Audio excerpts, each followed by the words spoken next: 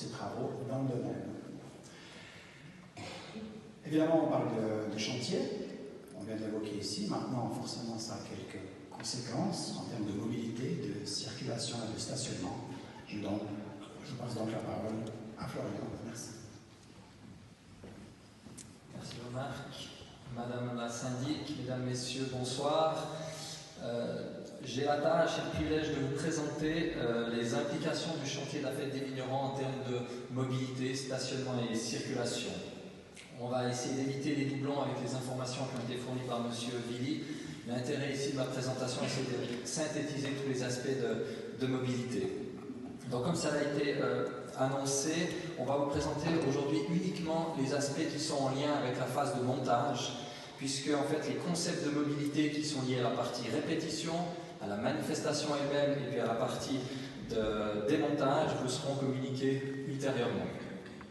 Donc comme l'a expliqué M. Villy, voilà, c'est ce qui est représenté sur le grand écran, ce qui m'a expliqué M. Villy précédemment. Le montage peut être divisé en 8 phases.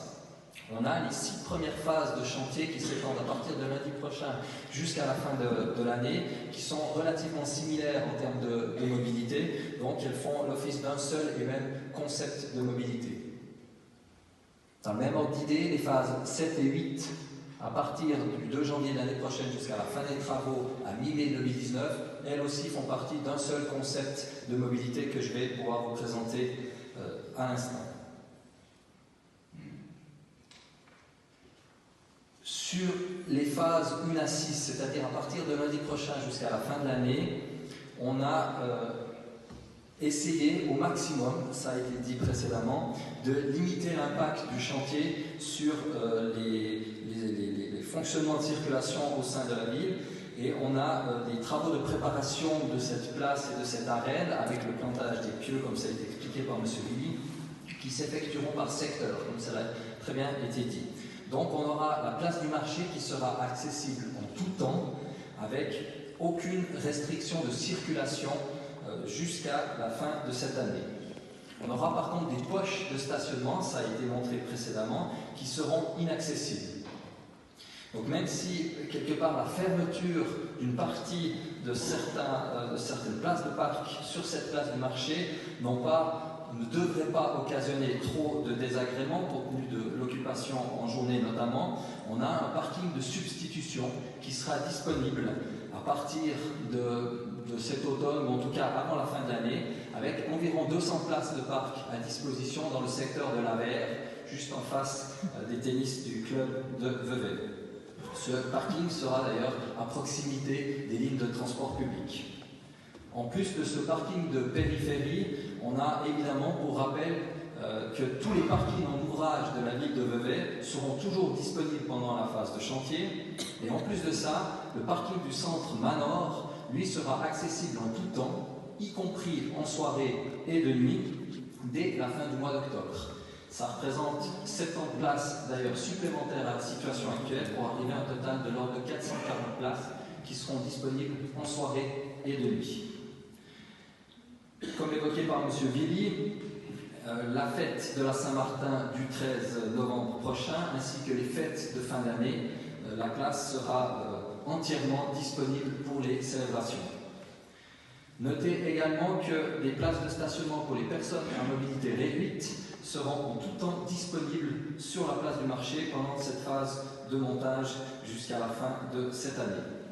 Dernier point en termes de mobilité pour les transports publics, il y aura une modification d'itinéraire des lignes de bus VMCV 211, celles qui montent sur Corzo, et 212 de la ligne qui va sur Fenil, puisqu'il est prévu dès l'entrée en vigueur du nouvel horaire des transports publics à partir du 9 décembre de cette année, que ces lignes ne rebrousseront plus jusqu'à la place du marché, mais rebrousseront au giratoire de la gare. Ainsi, les arrêts marché et gare seront supprimés et remplacés par l'arrêt poste.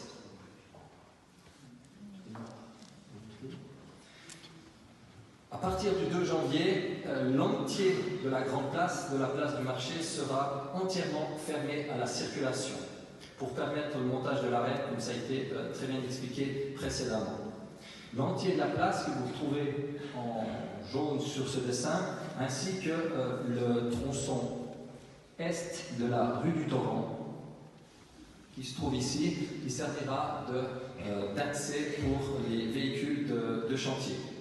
Donc consécutivement à cette fermeture de la place, il y a plusieurs mesures de circulation qui seront mises en place, comme vous pouvez le constater sur le plan qui a fait l'office d'une publication dans la feuille officielle. Donc plusieurs rues adjacentes à la place du marché seront interdites à la circulation, sauf pour les riverains et les commerces, y compris évidemment les livraisons.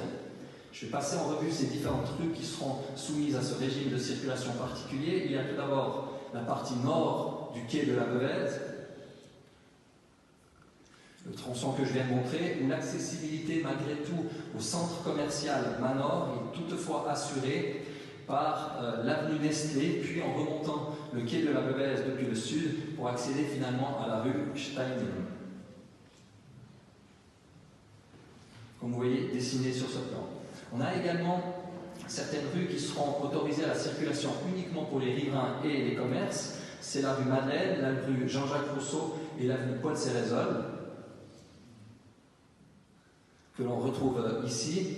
Et puis notamment pour faciliter la circulation, la rue de la Madeleine, en tout cas un tronçon, sera mis à double sens, le tronçon entre la rue du Torrent et la rue Rousseau, que vous